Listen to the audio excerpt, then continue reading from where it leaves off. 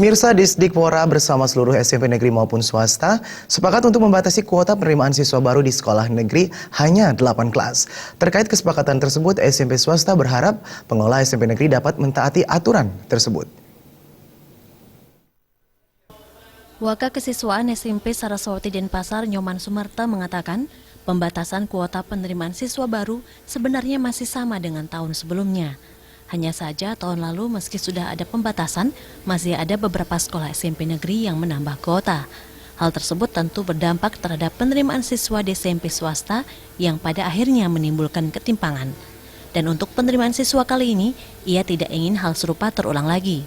Kuota penerimaan siswa SMP negeri yang telah ditentukan dan disepakati bersama hendaknya ditaati.